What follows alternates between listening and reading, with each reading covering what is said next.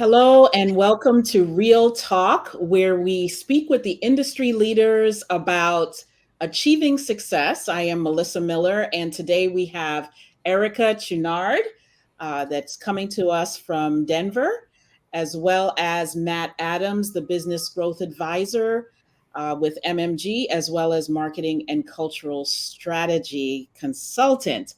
And I'm so happy to have you both here today to have a conversation about real estate. So, Erica, I'm going to ask you, since you are our special guest today, to tell us a little bit about your background and also your role. I know you're working between Denver and Phoenix. So, tell us a little bit about what you are doing. She's one of the powerhouses within REMAX. And we're so happy to have you here today, Erica. Well, thank you both for asking me to come. It's an honor to be sitting here with the two of you. My background is I grew up in real estate. My mom was a real estate agent in Oregon. So back in the day, I would ride along with her and she'd put the MLS book on the passenger seat. I'm pretty sure I didn't wear a seatbelt. And if we needed anything, I'd have to get up off the MLS book and hand it to her. And I would always, point out the window, FSBO, because I knew what a for sale by owner was. And I did not immediately say, "Ooh, I want to grow up and get into real estate." Did a couple other things, worked retail, worked for Nike. That was great. And then when our son was little, I said, "Gosh, we've lived all over the country. I know how hard it is to get into a new metropolitan area and not know anything. Where's the grocery store? Where's the post office?" And I said, "Gosh, I can help people, particularly relocation, and I can help them move." So that was many moons ago. And here I lead with my partners, lead a team of 20 agents in Denver, Colorado. And then we are currently expanding into the Phoenix, Arizona market. Wonderful. And so we met at the recent Zillow Unlock, and we were able to have just some really, really good conversations around having teams and some other tips for new agents and how you're speaking to your agents in this challenging market. And so one of the things that we wanted to speak to you about is something that was a little new to me, was the prime effect. What is that all about? You introduced me to that. Matt, I don't know if you've heard of that before, but talk with us a little bit about that. So here's how it started. Deion Sanders is the current head coach for the CU Buffs football team. The CU Buffs have not been very good for a few years. And immediately upon Deion getting there, it was this excitement that we haven't had around football for a very long time. So they started playing games and football games. And when you look at the numbers of income coming into the city of Boulder and the city of Denver, they called it the prime effect, because they were like, wow, look at what one guy can do to move the needle for income for an entire metropolitan area. Yeah. So for me, the prime effect isn't necessarily about money. It's about him as a person. Like we were talking about at Unlock, he's a great follow on social media. And a lot of the culture that he brings to his teams is great for us as business owners. Yes. Primarily positivity. It's about the team. It is not about any one individual. And it's about having an effect on others. So we took that into one of our team meetings a couple of months ago. And I said, hey, this is the prime effect. If one guy can move the needle with, $18 million of revenue coming into the city of Boulder and the city of Denver, if one guy can cause all these followers on social media, bring in all these transfers through the transfer portal that want to come and play football in Boulder, Colorado, then we as individuals, we also have that ability to have an effect on others. And so if we think about our business and what we get to do, helping people buy and sell homes, what is our prime effect? How can we help a family? And then it just radiates out into the community. Right. I love that, Erica, because so often when we just had a conversation this week with Chris Suarez and Debbie, I believe, actually it was Brandon Bouchard and Chris Suarez talking about self-awareness. And I believe that ultimately, right, it comes with how do we recognize the effect that we have on others and how that radiates outwards towards our clients. So it's really cool to see how you're coaching your team to really understand that individual contribution that can impact the entire team. Without a doubt. And it also impacts the community as a whole. How the other part of this conversation started with our team is we've heard and read a lot of negative news about the housing market all year, going back to even last year. And it's difficult and challenging for our agents to stay positive. And so it starts with us. If we can find something positive in life, in the world, in the real estate business, and then radiate that positivity, there's always something good. One of the other great things about Deion Sanders and his culture is it's also about accountability. So not only does it start with us, but then we're responsible for our contribution to others, to the rest of the team, to our communities, to our cities, and just keep having that grow and grow, like you just said. That's so important. The accountability aspect, because we just had our business planning day for next year. And I think that that's really where agents are going to appreciate having a community such as a team, is the accountability aspect. Because so many of us, I would say the majority of people, need that accountability to get to their goals. And many people will say, oh, I can just do it on my own. They have their goals. But at the end of the year, they have to really look back and reflect and say, did I really reach where I wanted to reach at this point in the year? Was I given the opportunity to surpass what my goals were that I set? And so many people, they say, oh, yes, I can do it by myself. And then they sit down and then they wait 1 month, turns into the next month. And then all of a sudden they're at the end of the year and there was nobody there to coach them. There was nobody there to push them to that next level of success. So how are you encouraging your agents to appreciate accountability?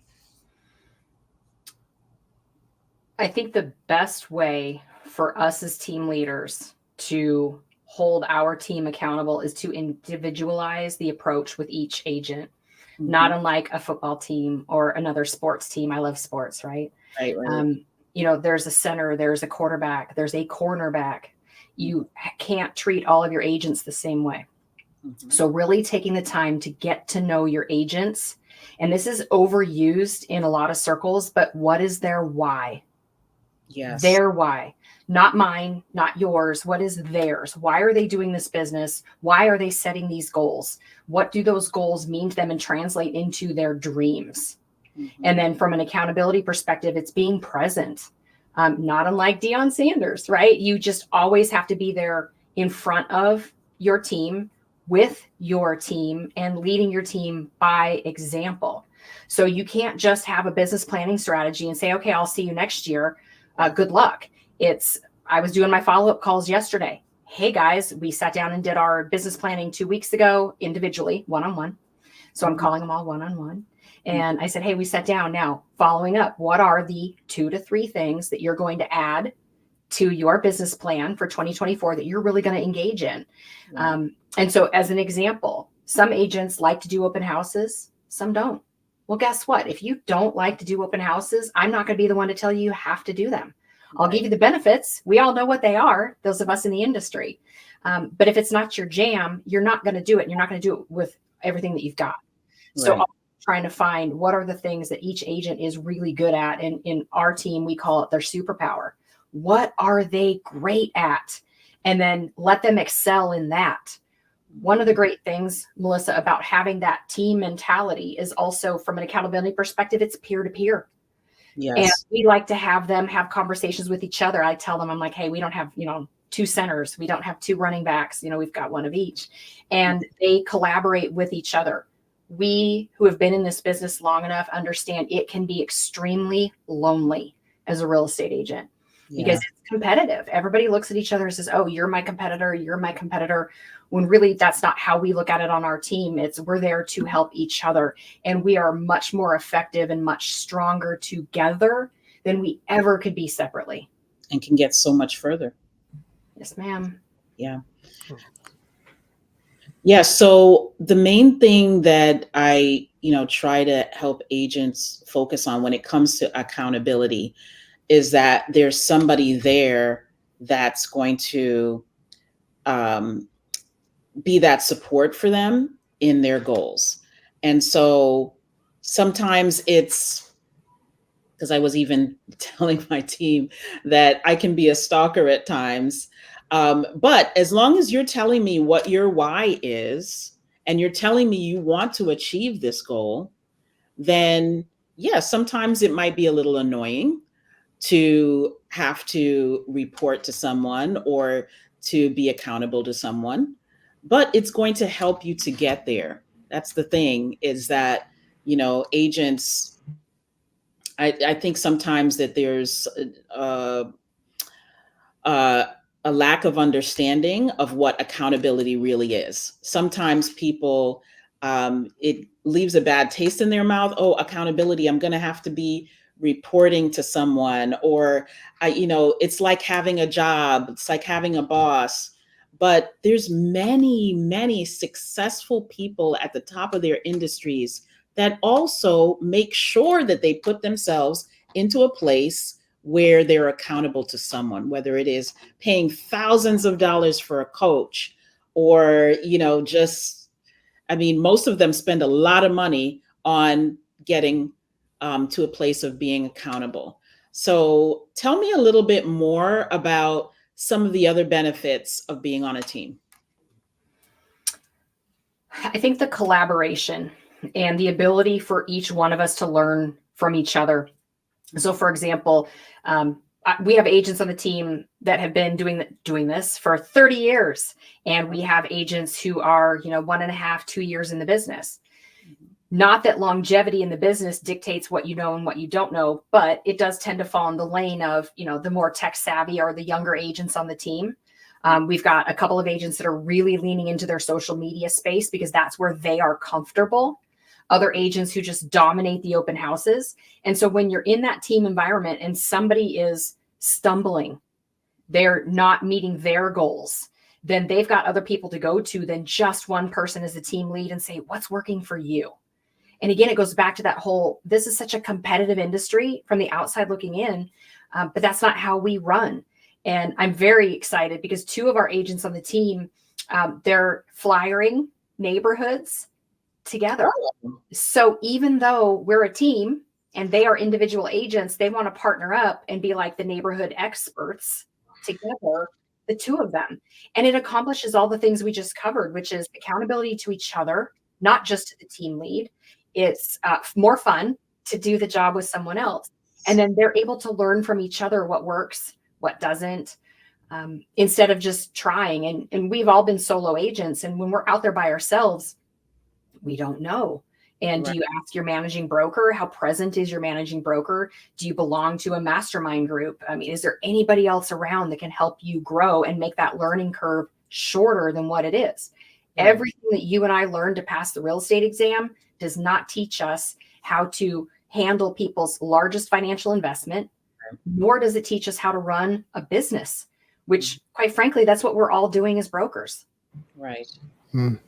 I really liked, especially when you were talking about pairing agents together. So I'm also curious too, when it comes to real estate and how rapid it's developing because of technology, what have been some of your strategies around making sure people are equipped for the technological changes that are coming to the industry? A lot of that falls, Matt, back on training.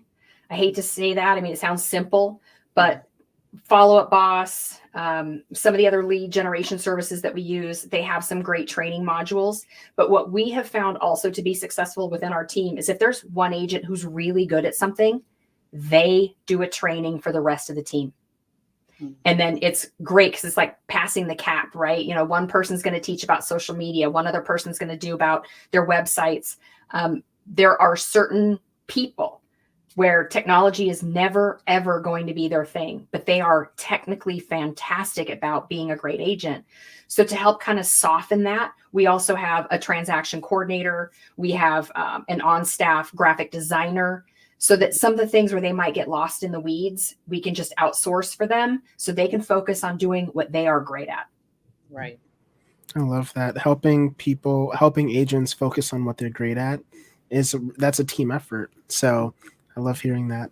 Yes, and it's all about building the relationships, and that's one thing that we find that coming up next year is going to be so important, is that agents are going to need to be less reliant on, just leads coming in, being a harvester, and be more of a hunter for business and digging into speaking with their sphere. I'm noticing that a lot of agents are very dependent on leads coming from outside sources and not doing the old school traditional real estate. What are you seeing in your brokerage as far and your on your team as far as what the reliance is on lead flow compared to actually building their business through building relationships with their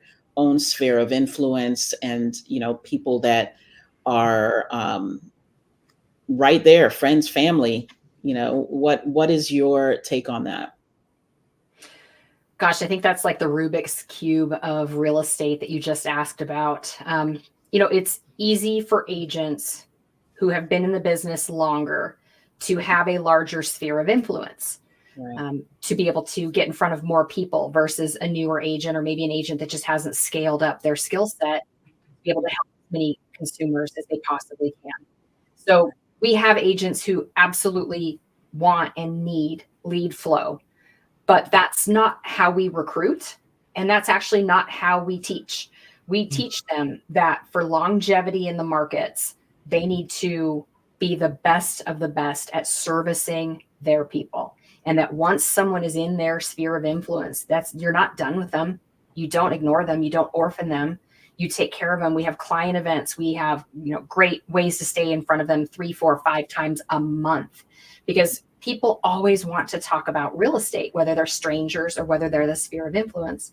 And what we've said to our agents is, isn't it easier to have that conversation with someone who already knows you, likes you, and trusts you versus having that conversation with a total stranger? As far as staying in front of that sphere of influence, I do believe that some of it has to do with systems. So there's a way through electronic medium or print advertising for agents anywhere to be able to stay in front of their people. Because you and I both know not everybody watches videos, not everybody reads postcards. Mm-hmm. There's always somebody right in between. So we try to meet each one of our clients where they are from wanting to receive information from us. Mm-hmm. But we tell our agents that those people, your sphere of influence, is not there for you to call and say, oh, who do you know that's looking to buy or sell a house? Right, exactly. Give first, give always. I'll be honest with you guys. I don't ask. I never have. I'm not that Buffini kind of girl who's going to say, oh, who do you know? You know what? My personal opinion has always been, if I do a great enough job, then I'm going to earn your trust. And then it's not even a question. If they have anything real estate related, whether it's a tax abatement issue or how to do a refinance, or their kids are now old enough to buy houses, they're going to think of me because I earned that and continue to earn it. And so that's really what we're coaching our agents into, is you're an expert for a reason, and you're there to take care of people. So I have a question, especially speaking towards, the agent being the expert and really being able to tailor your experience to your client. I know we were having a conversation too around stats, right? Because, numbers are very important in the real estate game. So I'm curious, when you're talking to your agents and giving them insights into how to communicate with their clients, how do you help people deal with communicating stats, and also just communicating with the different types of decision makers that are involved in the process? That's a fantastic question. So since I saw you last, one of our gals is, and she's in the social media space, she has embraced a way to put out statistics in her voice on her social media. And one of the best things about that, Matt, is she puts it out there. She puts it in our Slack channel and encourages all of us to use it. That's one of the other benefits of being on a team, right? Is to things like that. You've got agents who are, hey, going and getting that stat for you. When you have statistics, one of our other agents during business planning said that her previous broker, before she came to our team, had said, never walk out the door without statistics. And the numbers that are involved in real estate are off the charts. It's almost like charting baseball, right? There's a statistic for everything.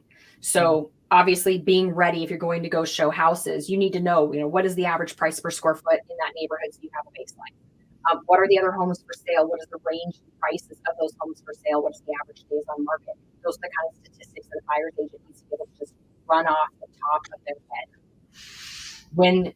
Why that is so important is when they are in that property and looking at the home, most often there's two people at least that are decision makers, and one of them may be more statistically driven, and one of them may be more, I like to call it touchy-feely, right? Like the ambiance of the house. They like the visual things. They don't care about the stats, but they're both decision makers. Right. And so you have to be able to speak to both of them in a way that they acknowledge and understand. Because if you start talking stats to the touchy-feely person, they're going to check out and they're going to disengage. If you start talking, oh, look at this awesome quartz in the veins, the stats person's going to be like, what's the price per square foot?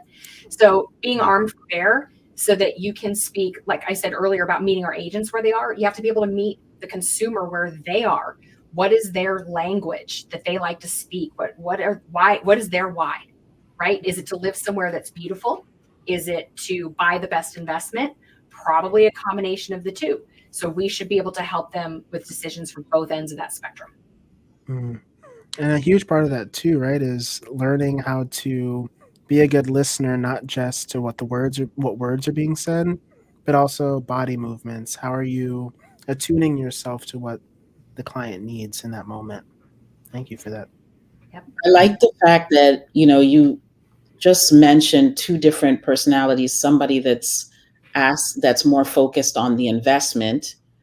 Automatically that just, rings in your mind that person is more of a numbers person, and then someone that's speaking more of the language of, somewhere beautiful, somewhere where I feel comfortable, more of the emotional type of language, that automatically alerts you that that's more of the emotional person that you have to communicate more in line with how that person speaks.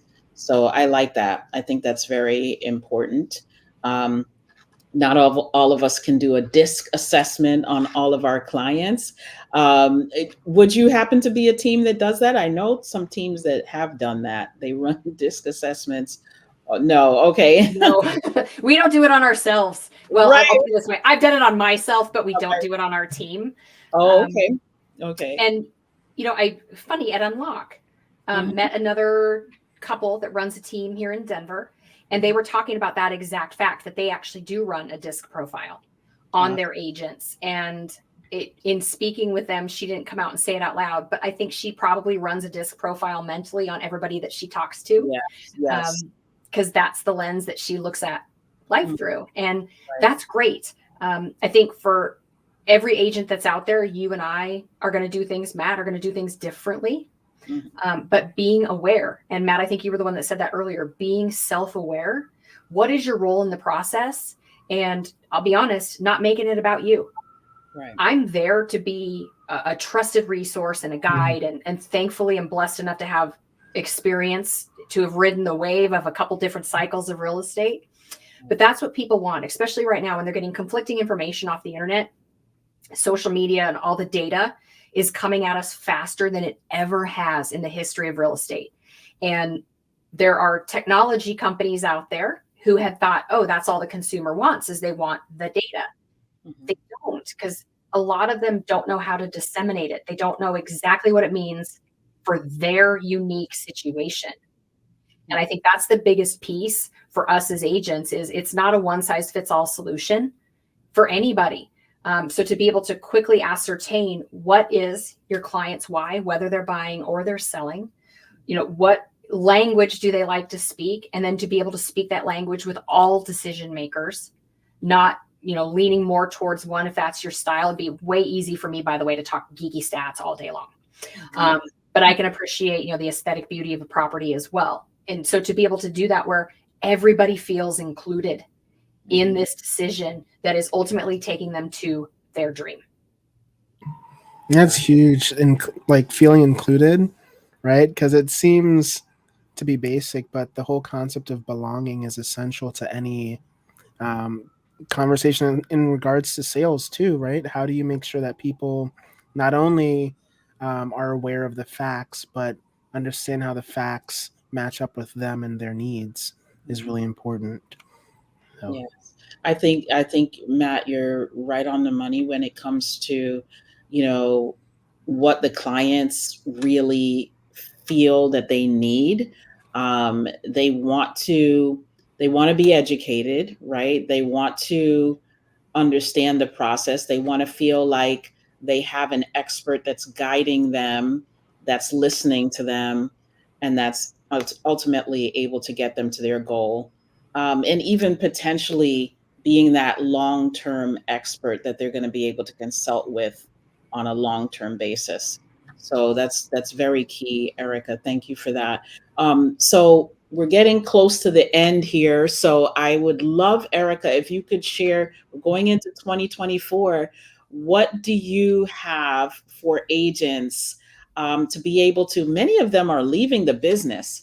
So what encouraging words or tips can you give to agents going into 2024 so that they can hold on to that hope of having success and achieving their goals? Okay, wow. So before I answer that question, here is the assumption. I'm going to assume that every agent who wants that encouraging word and they want that positivity, that their why is stronger than just selling houses. Yes. So that said, when you look at the real estate markets over time, over history, they've ebbed and flowed on about a 7-year cycle. We were riding the up escalator for well over 10 years, and some of that was induced by COVID. Right. So when you look at the stats, you look at the numbers, we were in this proacted bull market, if you will, and it was time for an adjustment. The Fed was speaking earlier today. It sounds like they have no plans to cut rates anytime soon. However, the 10-year Treasury yield has been gently going down, which has also brought down mortgage interest rates. A lot of agents, a lot of buyers think that they want rates in the 2s and 3s and 4s again. And here's the reality. If that were to happen, then home prices are going to escalate again exponentially. It's going to be like throwing gas on a fire. So really, I think what all of us as agents want is we want a nice balanced market where buyers can buy the home that they want and sellers can choose to sell. If agents are paying attention to the data and they're watching the fact that interest rates are going down a little bit from where they were even 3 months ago, then they can embrace the fact that there are always people that need to buy or sell a home. Millennials, the housing formation stats for the millennial generation are the highest in history. Baby boomers are looking to make their life-changing moves, whether they want to move to a different place or downsize or upsize, whatever. But boomers and millennials are doing the same thing. And Gen Xers are the ones that have right now the highest amount of equity in their homes and the financial highest, their salaries. So they've got the ability to be purchasing, making an emotional decision, not just a financial decision. So if agents need some good news for 2024, the market, unless God forbid we have another global economic situation, i.e. COVID or the stock market crashing or something, next year is going to be probably more of the same, probably tick up a little bit. And what I think agents are, how they're going to separate themselves is with their value to the industry. So the agents is causing all of us to look at our business plans, to look at our business models and say, okay, how can I do better? How can I be better? And P.S., that's not more lead sources. It's not more postcards. It's how can I be the best for that client? So agents out there that need an encouraging word, absolutely give your best to your clients all day, every day, and it will come back to you. Awesome. Erica, you are a wealth of knowledge, and we thank you so much for sharing today. Go a little bit further and share whatever social media handles you have. I'm sure many people are going to want to follow you and connect with you on social media, go ahead and give us your social media handles. Absolutely. So unfortunately, I have a challenging last name. So my Instagram handle is at Erica_Chouinard. I am working diligently on my YouTube channel. So the shorts are building up, getting into some more long form stuff. So any of you out there that really wanted to get into some geeky real estate stuff, you can follow my channel on YouTube. It's also at Erica Chouinard. And then LinkedIn, big proponent of that. Follow some great people on LinkedIn. So join me there too. Awesome. Thank you so much, Erica and Matt. Thank you for co-hosting with me today. And we look forward, if you are not able to find Erica's handles on social media, just reach out to me and I'll make sure that you get connected to this great powerhouse in real estate. And thank you again, Erica. Thank you both. Take care, everyone. Bye-bye.